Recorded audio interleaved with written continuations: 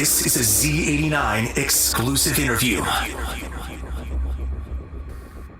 Z89 is hanging out with TELYKAST. So excited to have you guys. So why don't you just start by introducing yourselves and saying what you both do for the group? Cool. So Trevor, DJ and producer, I guess. Kyle, DJ producer as well. And yeah, we live together, do everything together. So it's a good vibe. All right. So you guys put out your fourth broadcast. Love the name, by the way, earlier this week on SoundCloud. So tell me a little bit about these broadcasts that you do, the name, what you guys do, and this one and the creative process behind this one. I feel like a lot of people's mix shows are kind of like stale, and just the sense that like it's like all new songs and kind of like song to song. And like I feel like for us, it was trying to find some way to like create like a good listening experience and something kind of fresh, more like a DJ set. So we just pull like a bunch of our favorite music and then kind of just go off for an hour. And like the response has been great. Like that's even what all the comments say. People are like, oh, this is so much like more refreshing. And so it's cool that people like enjoy that for that. So yeah, I think something that's different about ours is that like it's actually just recorded, like doing an actual mix. So it's like seeing a DJ live, more so than like some of the mix shows are just like the songs kind of play and then it goes to the next one. Like this is like very much like a live mix.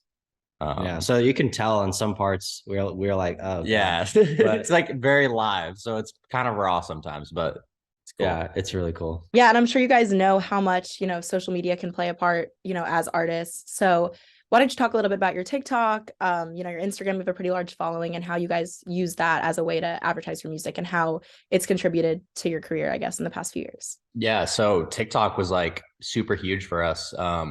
I think like it started, well, I did this song like originally that went super like viral on there. And then we were like, okay, this is like weird. Like, what is this? And then it was like way back. COVID, yeah. Like kind of like when it was really first starting and like all the influence, like the TikTok influencers were starting to come up. And then, so we were like, all right, let's try doing something on here. So we ended up getting like Dixie D'Amelio to post one of our songs, like before she was even like big, which like got like 10 million views and like went nuts. Totally like blew up the song.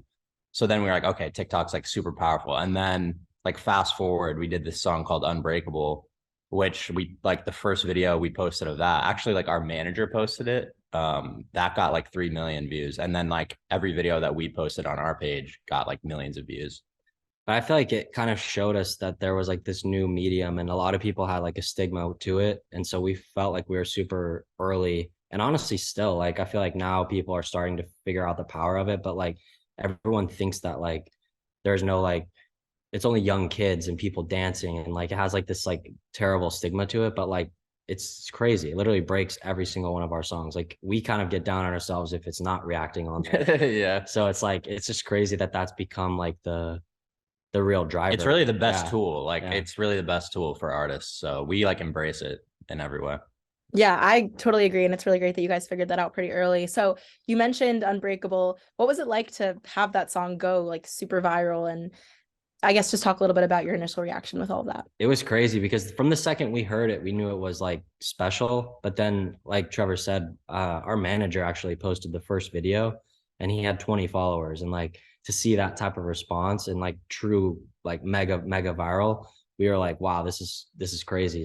So then when we posted and we saw everything, we were just like, this is something really, really special. And it was just, it's crazy. Now we're playing shows post-COVID and people are always singing the words to it. And like, it's just like, it's really cool because I feel like for someone in like a certain level, when you're kind of like on the border of breaking or like really getting to that next level, it was like really hard to get to that next level. And like, I feel like TikTok really helps like streamline that for certain songs or moments in artist careers. So it's great. Yeah, you guys mentioned COVID a little bit. So tell me, what it's been like to be back out on tour post-COVID and what COVID was like for you guys. How are you still DJing and doing things during COVID? Yeah, I mean, it's been amazing so far, like all the shows. That's been the best part, I think, post-COVID, because we've been playing just like way more.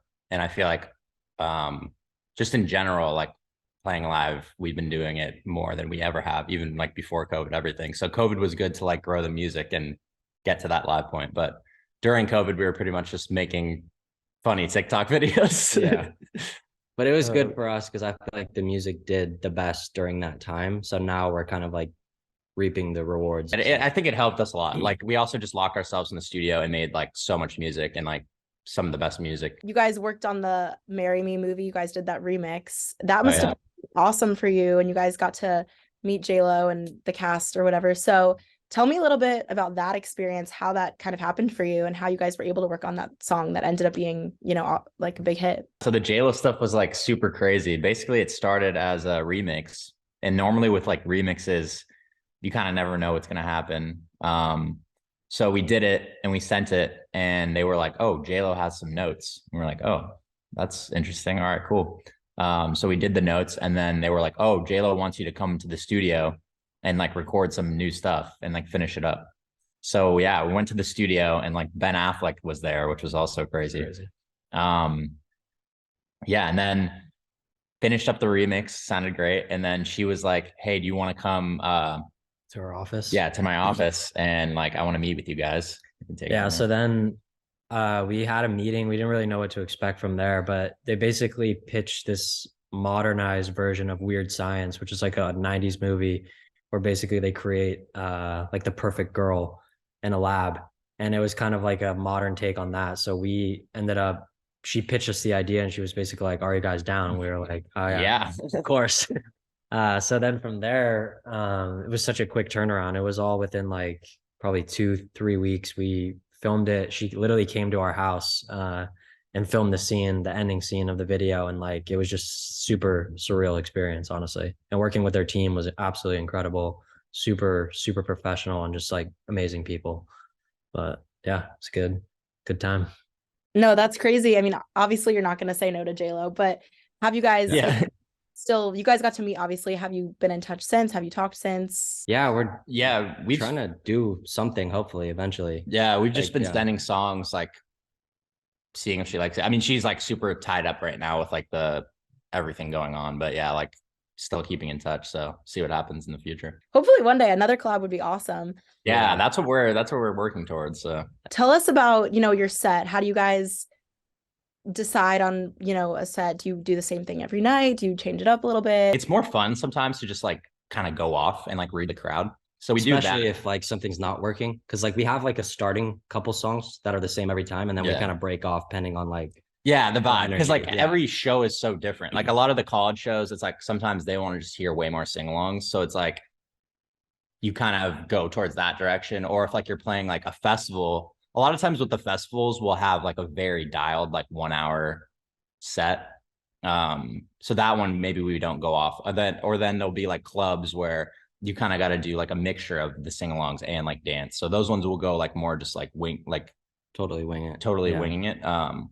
But I think like definitely there is like for the festivals a time where you have to have it like very dialed. So like we do that a lot as well. And that's like something that we are like rehearse for like a week and like really just make sure that all of our songs too have like their moments. And because like sometimes when you are winging it, you will forget to play someone's favorite song or one of our biggest songs, and like that obviously is never ideal. We've realized that like people will like DM us and be like, you didn't play this song, and we're like, oh like, sorry. Yeah, it's like our own song. We're like, damn, we need to make sure we play like all of our songs. So yeah, so like, but it's that's always like fun doing the rehearsing. Yeah, we're just like yelling at each other now. We're like, what song should we play next? But yeah, adding to that, most of the time we honestly just kind of read the crowd. Yeah. And you guys have a lot of festivals and performances coming up, so I want to know first, what do you guys like more, your own show or a festival? And I guess what shows are you most excited to play this summer? For where we are in our career, I think festivals are going to be the huge like tipping point, just getting in front of like a crowd of that size regularly.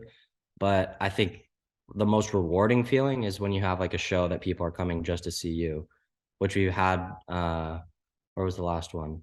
Like DC, maybe. DC Boston. And Boston most recently. And it's just crazy. That's a really crazy feeling. Cause like when you're supporting someone or when you're on a festival, it's like, there's a bunch of people there.